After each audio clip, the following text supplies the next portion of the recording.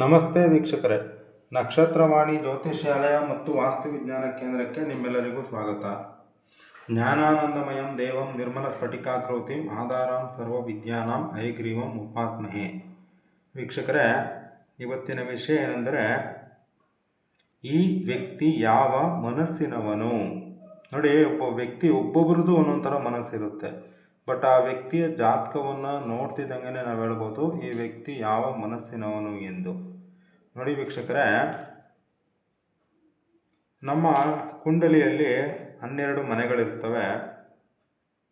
ಅದರಲ್ಲಿ 1, 5, 9 1ನೇ ಮನೆ, 5ನೇ ಮನೆ, 9ನೇ ಮನೆ ಬಂದು ತ್ರಿಕೋನ ಸ್ಥಾನಗಳು. ನೋಡಿ, ಇದು 1ನೇ ಮನೆ, ನೆಕ್ಸ್ಟು ಇದು 5ನೇ ಮನೆ, ಇದು 9ನೇ ಮನೆ.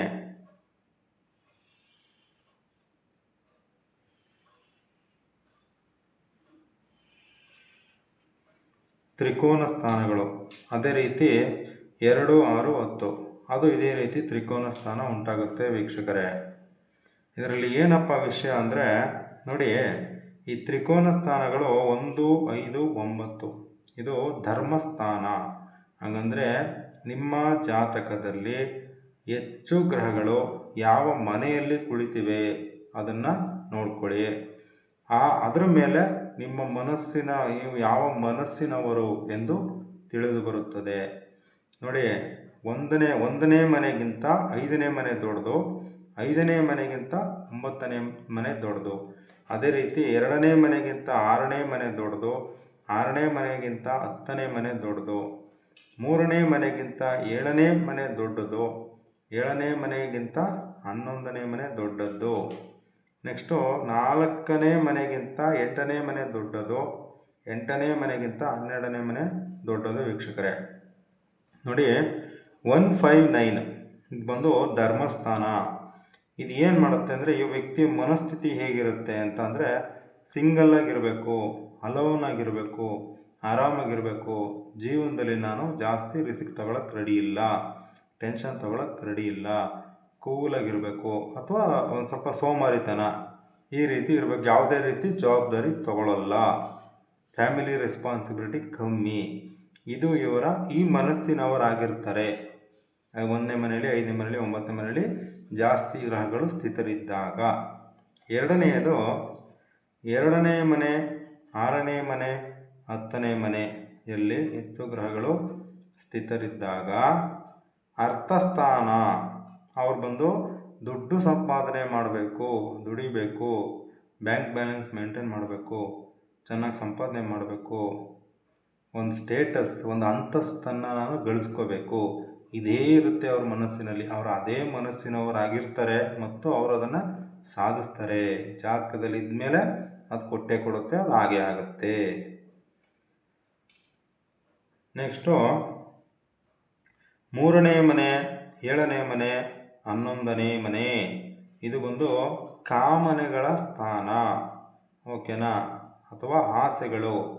ಇವ್ರಿಗೇನಂದರೆ, ಈ 3ನೇ ಮನೆಯಲ್ಲಿ, 7ನೇ ಮನೆಯಲ್ಲಿ, 11ನೇ ಮನೆಯಲ್ಲಿ ಹೆಚ್ಚು ಗ್ರಹಗಳಿದ್ದಾಗ ಅವ್ರಿಗೆ ಆಸೆಗಳು, ಕಾಮನೆಗಳು ಜಾಸ್ತಿ ಇರುತ್ತೆ. ನಾವು ಎಲ್ಲೋ ಹೋಗಿ ಒಂದು ಕಡೆ ಹೊರಗಡೆ ರೆಸಾರ್ಟ್ಗೆ ಹೋಗಬೇಕು, ಎಂಜಾಯ್ ಮಾಡಬೇಕು, ಒಂದು ಒಳ್ಳೆ ಬಟ್ಟೆ ಹಾಕ್ಕೊಬೇಕು, ಶೋಕಿ ಮಾಡಬೇಕು, ಒಂದು ಒಳ್ಳೆ ಹೋಟ್ಲಿಗೆ ಹೋಗಿ ಊಟ ಮಾಡಬೇಕು, ಸಿಕ್ಕಾಪಟ್ಟೆ ಎಂಜಾಯ್ ಮಾಡಬೇಕು, ಆಸೆಗಳು ಜಾಸ್ತಿ ಇರುತ್ತೆ ಅವ್ರಿಗೆ. ನಾನು ಹೆಲಿಕಾಪ್ಟರ್ ಓಡಾಡಬೇಕು, ನಾನು ಅಲ್ಲಿಗೋಗ್ಬೇಕು, ನಾನು ಇಲ್ಲಿಗೋಗ್ಬೇಕು, ಈ ರೀತಿ ಆಸೆಗಳು ಅಥವಾ ಕಾಮನೆಗಳು. ಆಮೇಲೆ ಕಾಮ ಅಂತಲೂ ತಗೊಳ್ಳಿ, ಕಾಮ, ಆ ಕಾಮ ಅನ್ನೋದು ಜಾಸ್ತಿ ಇರುತ್ತೆ ವೀಕ್ಷಕರೇ. ನೆಕ್ಸ್ಟು 4ನೇ ಮನೆ, 8ನೇ ಮನೆ, 12ನೇ ಮನೆ ಇದು ಬಂದು ಮೋಕ್ಷ ಸ್ಥಾನ. ಹಂಗಂದರೆ ಇವರು ಬಂದು ಇಷ್ಟು ಮನೆಗಳಲ್ಲಿ ಗ್ರಹಗಳು ಜಾಸ್ತಿ ಕುಳಿತಿದ್ದಾಗ ಏನಾಗುತ್ತೆ ಅಂದರೆ, ಅವರು ಬಂದು ಜೀವನದಲ್ಲಿ ತುಂಬ ನೊಂದು ಬೆಂದು ಸುಸ್ತಾಗಿ ಸಾಕಾಗಿ ಸಂಕಷ್ಟಗಳನ್ನು ಎದುರಿಸಿ ಅವ್ರಿಗೆ ಜೀವನನೇ ಬೇಡ ಅಂತ ಅನಿಸಿರುತ್ತೆ. ಆವಾಗ ಅವ್ರೇನು ಮಾಡ್ತಾರೆ, ದೇವರು, ಭಕ್ತಿ, ಆಧ್ಯಾತ್ಮ ಇದ್ರ ಮೇಲೆ ಗಮನವನ್ನು ಹರಿಸಿ ಮೋಕ್ಷದ ಕಡೆ ಅವರು ಯೋಚನೆಯನ್ನು ಮಾಡ್ತಾರೆ ಮತ್ತು ಆ ಮನಸ್ಸಿನನ್ನು ಇಟ್ಕೊಂಡಿರ್ತಾರೆ.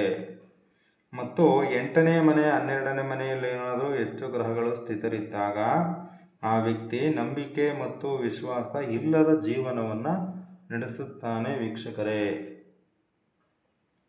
ಅಥವಾ ಈಗ ನೋಡಿ ಮಿಕ್ಸ್ ಆಗಿತ್ತು, ಫಾರ್ ಎಕ್ಸಾಂಪಲ್ ಮೋಕ್ಷ ಸ್ಥಾನ ಮತ್ತು ಕಾಮನೆಗಳ ಸ್ಥಾನ ಎರಡೂ ಮಿಕ್ಸ್ ಆಗಿತ್ತು ಅಂದರೆ ಅದರದ್ದು ಗುಣ ಇದರದ್ದು ಗುಣ ಅರ್ಧ ಇರುತ್ತೆ, ಇದರದ್ದು ಗುಣ ಅರ್ಧ ಇರುತ್ತೆ ವೀಕ್ಷಕರೇ.